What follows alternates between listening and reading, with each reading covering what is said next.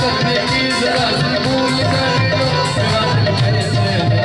मेरा दिल कहते है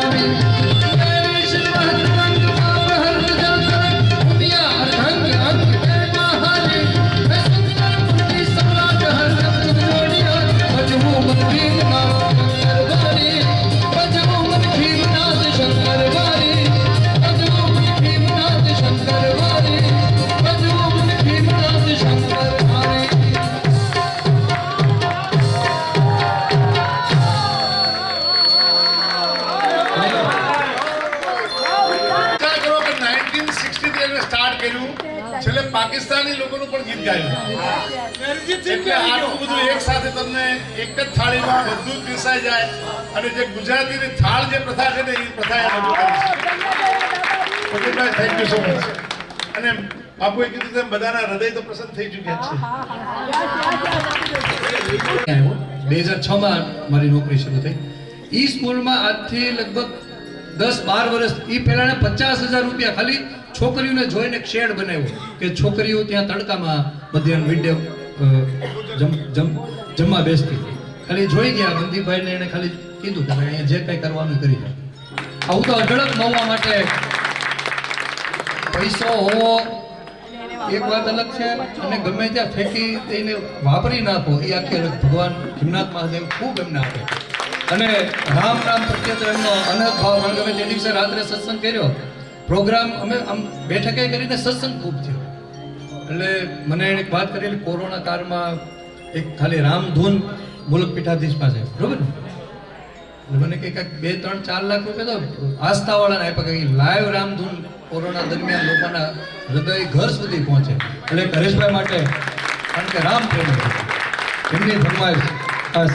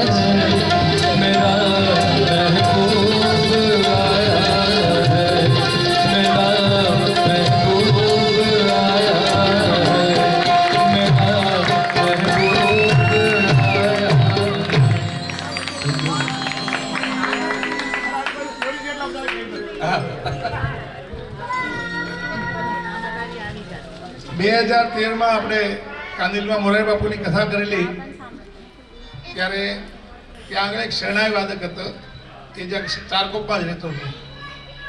એ કે બાપુને મારે ઘરે પધરાવણી કરી. એની ગલી એટલી સાંકડી હતી કે 7 થી 8 ફૂટની ગલી અને એમાં એનું મકાન હતું. બાપુને કીધું કે આપણે એમને ત્યાં જવાનું છે. બાપુ કે આપણે જઈએ.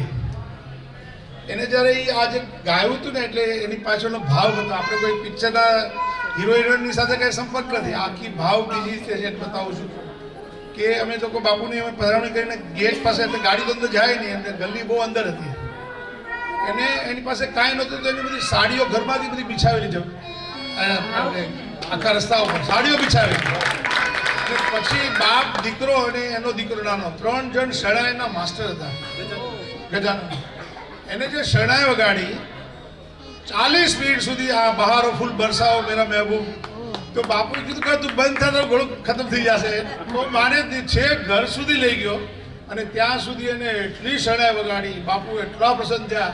બાપુ કે આના પરથી ખબર પડે કે પ્રેમ કોઈ ખાલી માણસ સાથે પ્રેમ નહીં પણ ઈશ્વર સાથેનો પ્રેમનો કેટલી બધી એનો ભાવ હતો.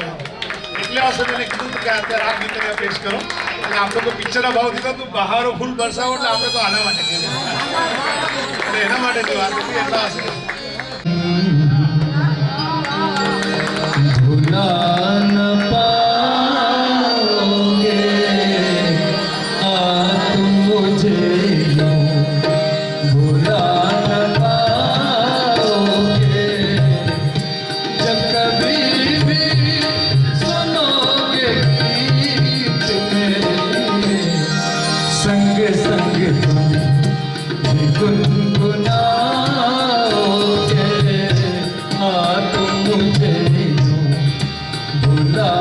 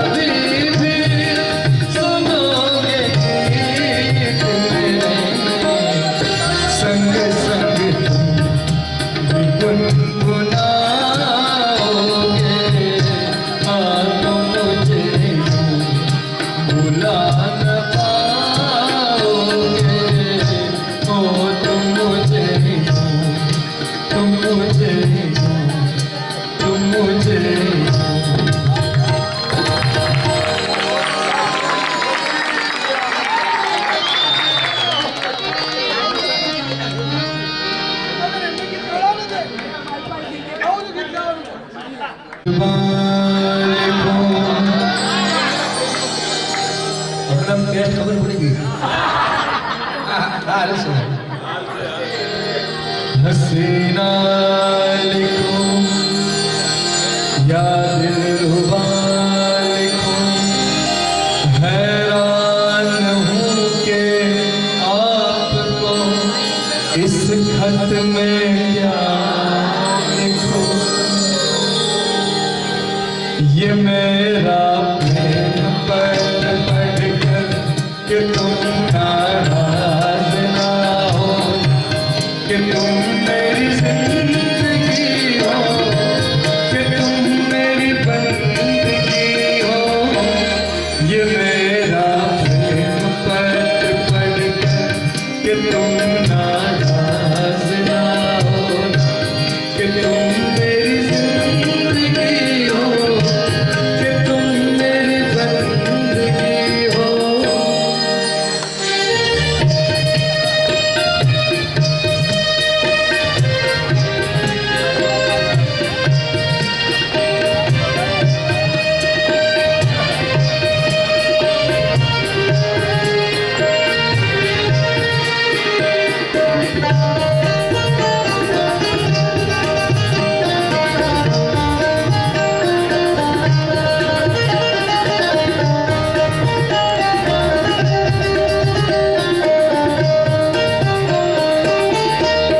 तुझे मैं चांद कहता था मगर उसमें भी दाग है तुझे मैं चांद कहता था मगर उसमें भी दाग है तुझे सूरज मैं कहता था मगर उसमें भी आग है तुझे इतना ही कहता हूँ कि मुझको तुमसे प्यार है तुमसे प्यार है तुमसे प्यार है ये मेरा प्रेम पत्र पढ़ कि तुम नाराज ना हो कि तुम मेरी जिंदगी हो कि तुम मेरी बंदगी हो ये मेरा प्रेम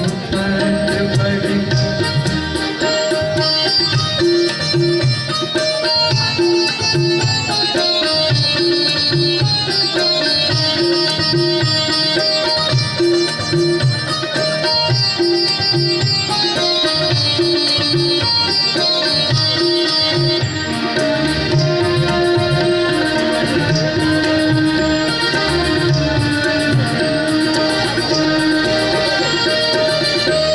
तुझे गंगा में समझूंगा तुझे जमुना में समझूंगा तुझे गंगा में समझूंगा तुझे जमुना में समझूंगा तू दिल के पास है तुझे अपना में समझूंगा अगर मर जाऊं रूह बच के तेरे इंतजार में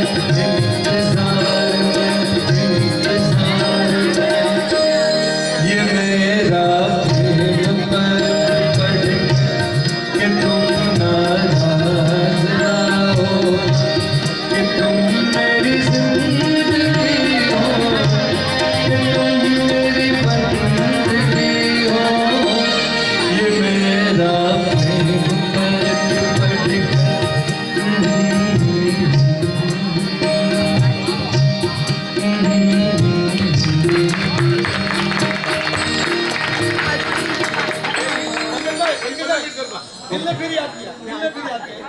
એટલે બહુ લાંબુ છે. બે બબે એક જ બે ગાઈ નાખીએ. सौ बार फना हो सौ बार जन्म सौ बार फना हो जाने वफा फिर भी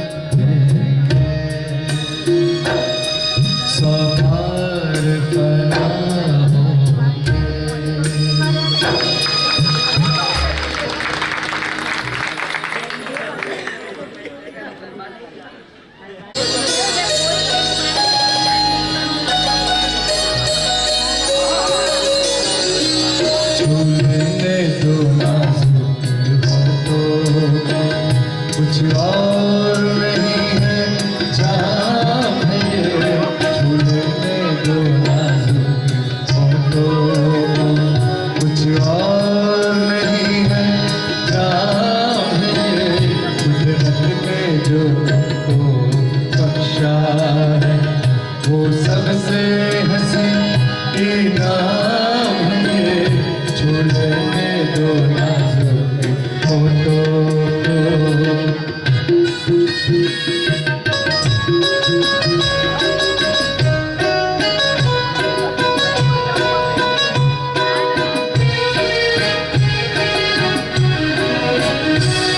शर्मा के न यूं ही खो देना रंगीन जवानी की घड़ियां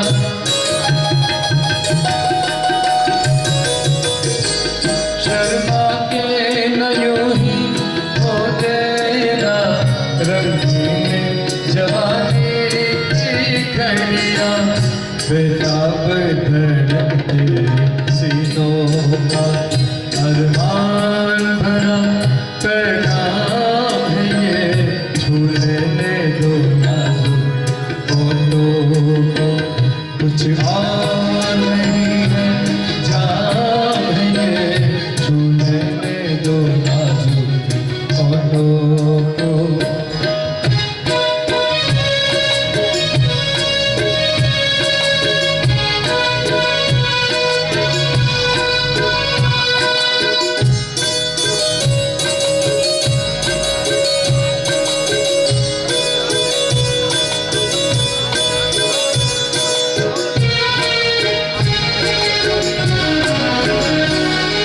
अच्छों को बुरा साबित करना दुनिया की पुरानी आदत है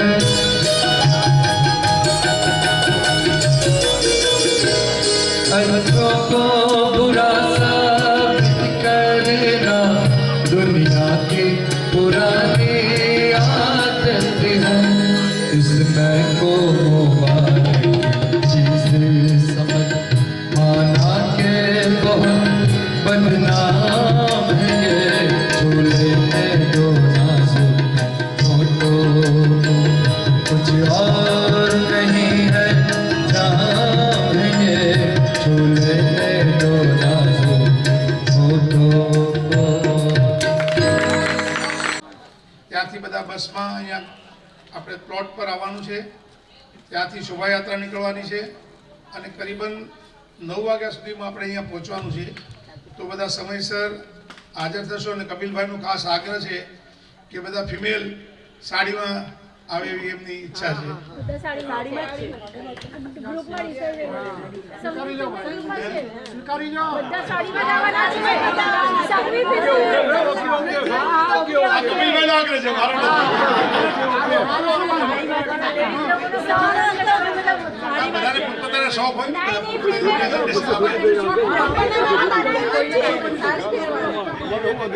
બીજું જનરલી કોઈ પણ રોકસ્ટાર આપણે સંગીતમાં બોલાવતા હોઈએ ને તો એક 3 કલાકનો ટાઈમ આપ્યો હોય પણ ફક્ત એમાં 120 મિનિટ એ ગાવાના હોય એમાં પણ એને એમ લાગે કે કલાકાર એમ લાગે કે અહીંયા આગળ ઓડિયન્સમાં બહુ દમ નથી એટલે શું કે ચલો ડાન્સ કરો એટલે સમજી જવાનું કે એને પોતાનો કાર્યક્રમને સમાપ્ત કરવો છે અથવા તો એને ગાવાનું ઓછું થઈ જાય પછી કાંઈ સૂર ન જોવે કાંઈ ન જોવે ડાન્સ કરવાનો કાંઈ ખબર જ ન પડે કોઈને પછી તમે 25 લાખ રૂપિયા આપ્યા હોય કે 50 લાખ રૂપિયા આપ્યા હોય એટલે ક્યારે પણ આપણે પ્રોગ્રામ સાંભળવો હોય ને ત્યારે પહેલા 3 કલાક બરોબર વાણિયાની દ્રષ્ટિએ સાંભળી લેવાનું પછી એટલા વાસ્તેથી ક્યાં કહેતો કે ડાન્સ કરવા માટે ઉતાવળ નહીં કરો એટલે તમને આવડું દિવસે કાંઈ ન મળે તમને ખાલી હો આ ડીંગ ડોંગ કરીને પછી કાંઈ કોઈને ખબર નહીં પડે કે શું ગાય નતું ગાયું એટલે હંમેશા ક્યારેક બહુ મોટા પ્રોગ્રામ હોય ને ત્યારે એને પહેલા સાંભળવાના અને ત્યારબાદ પછી ડાન્સિંગ પ્રોગ્રામ રાખવાનો હવે આની કોઈ લિમિટ જ નથી જેટલું ડાન્સ કરવું એટલે કરી લેજો જેટલા ગરબા રમવા એટલા રમી લેજો અને 5 થી 10 મિનિટ સુધી ગરબા ગાશે આપણે એક શિવ સુધી કરી લઈએ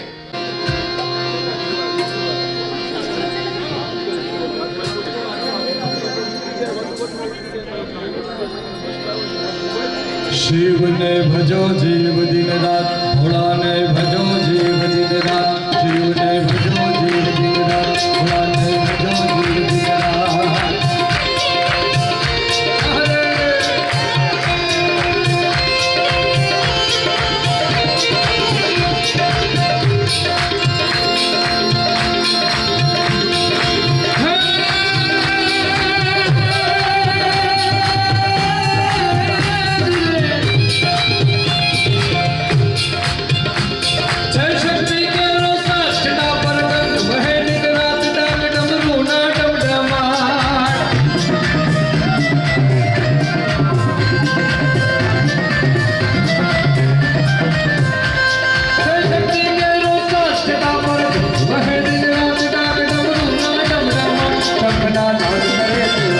શિવને ભજો જીવ દિન રાત, ભોળાને ભજો જીવ દિન રાત, શિવને ભજો જીવ દિન રાત, ભોળાને તમે ભજો જીવ દિન રાત. હે શિવને ભજો જીવ દિન રાત, ભોળાને તમે ભજો જીવ દિન રાત, શિવને ભજો જીવ દિન રાત, ભોળાને તમે ભજો જીવ દિન રાત.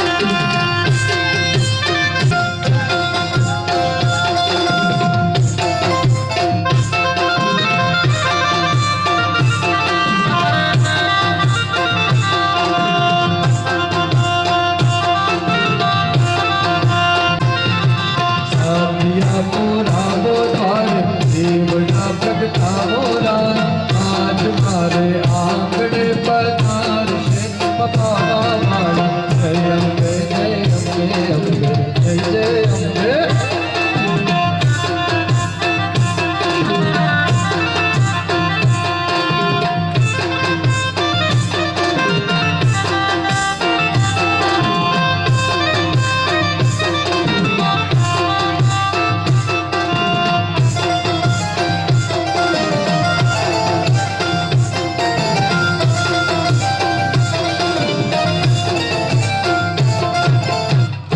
બોલ ગંગા જળિયા